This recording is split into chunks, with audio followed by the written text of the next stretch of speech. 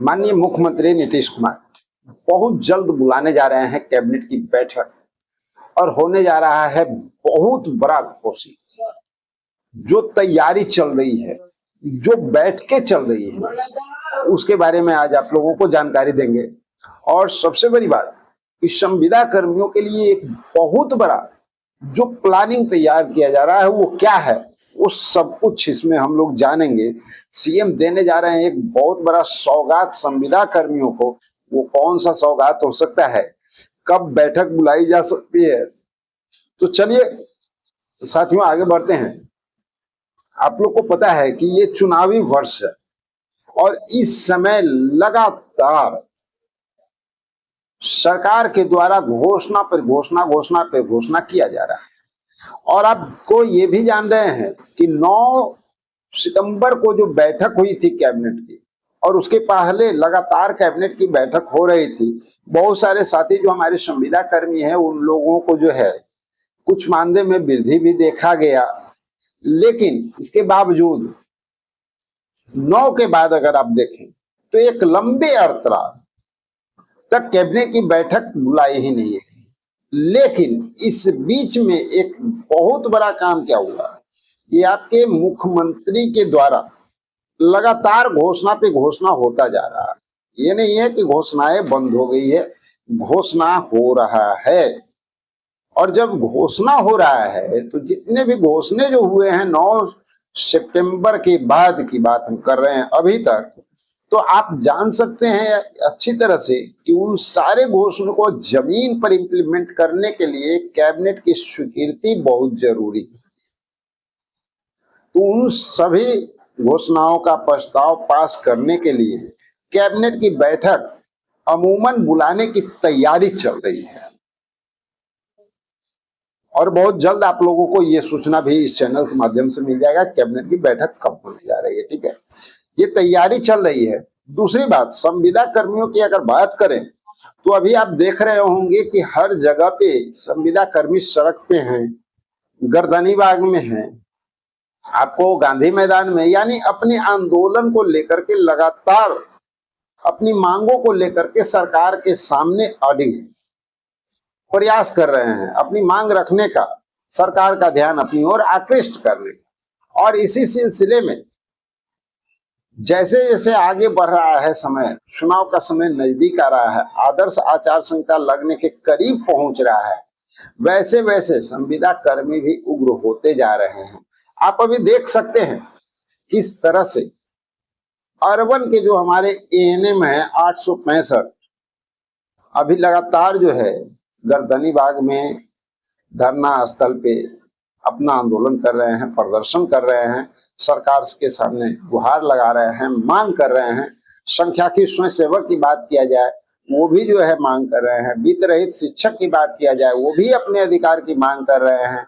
साथ ही अगर बात किया जाए तो मदरसा के शिक्षक जो हैं उनको भी आप देख सकते हैं, परिचारी को देख सकते हैं, 112 पुलिस के जो चालक हैं, जो पूर्व सैनिक हैं, वो भी लगातार अपने आंदोलन को उग्र करते जा रहे हैं। और वो जो है बीजेपी कार्यालय के पास लगातार अनिश्चितकाल आंदोलन में वहां शिरकत कर रहे हैं, प्रयास कर रहे हैं, सरकार तक अपनी मांग पहुंचाने का, बात पहुंचाने का प्रयास कर रहे हैं।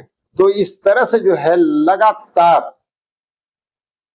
ये सिलसिला चल रहा है। और ये सारी बातें ऐसी नहीं है कि सरकार तक नहीं जा रही है।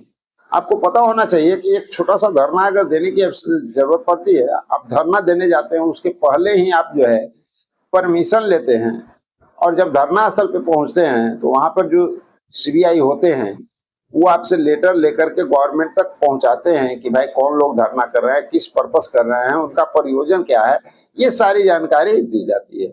तो आप जान लीजिए कि सरकार को हर चीज का पता होता है। लेकिन हाँ, ये एक अलग बात है कि इग्नोर करना, ध्यान नहीं देना, और उस ध्यान को आकृष्ट कराने के लिए हम लोग जो है उस आंदोलन को थोड़ा तेज करते हैं, अपनी आवाज को पहुंचाने के लिए सड़कों पे उतर आते हैं, अपनी आवाज को पहुंचाने के लिए कार्यालय का घेराव कर देते हैं, अपनी आवाज को पहुंचाने के लिए मुख्यमंत्री आवास का घेराव कर देते हैं, जिससे कि हमारी बात वहां तक पहुंच सके। ये एक जरिया होता है। तो इस तरह से जब लगातार हम लोग काम कर रहे हैं तो सरकार तक सारी बात भी पहुंच रही है। माननीय मुख्यमंत्री ने एक मन बना लिया है, एक तैयारी कर ली है और लगातार चर्चा का विषय बना हुआ है कि कैबिनेट की बैठक अब जल्द से जल्द कराई जाएगी और इस कैबिनेट में बहुत बड़ा सौगात संविदा कर्मियों को दिया जाएगा।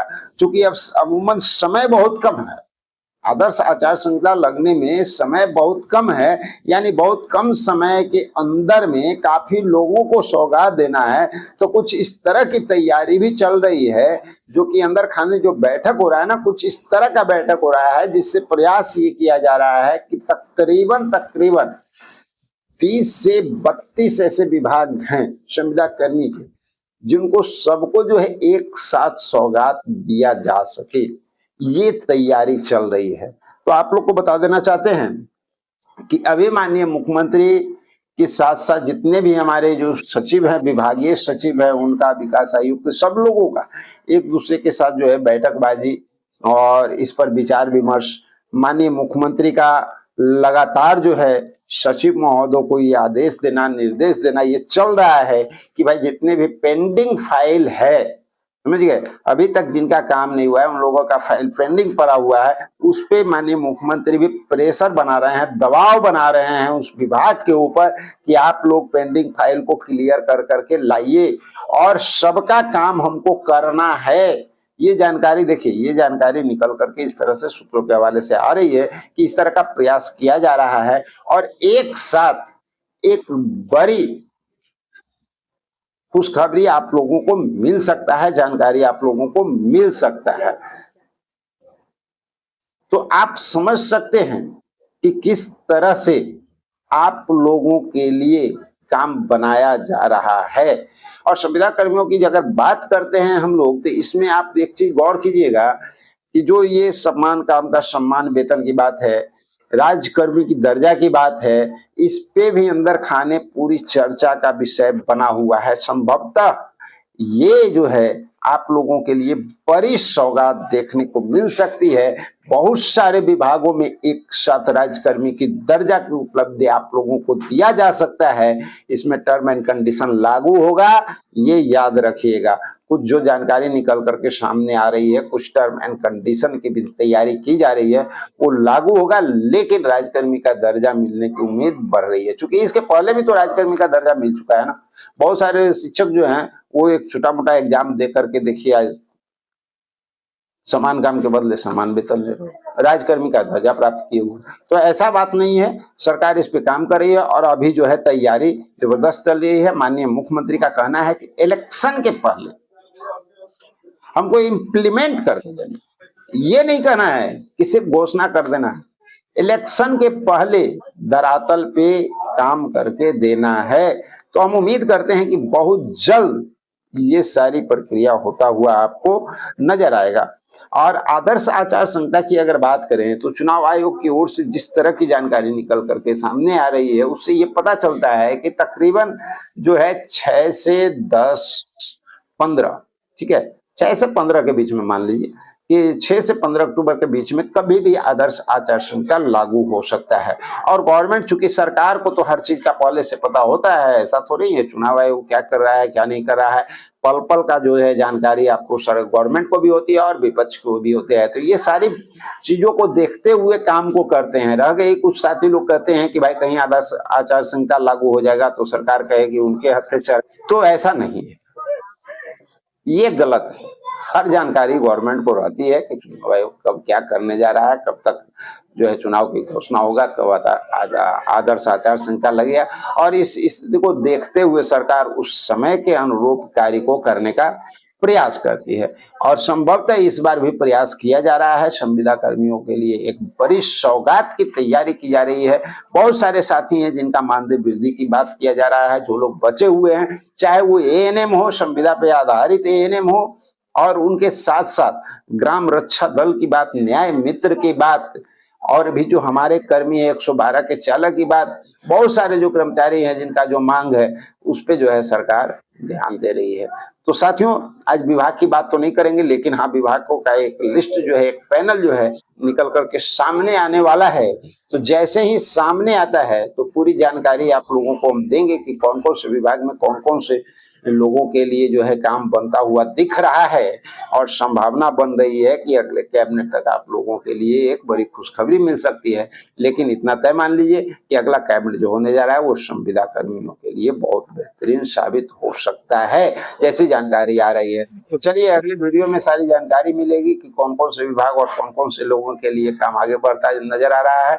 तो मिलते हैं एक और जबरदस्त जानकारी के साथ अगले वीडियो में। जब तक के लिए जय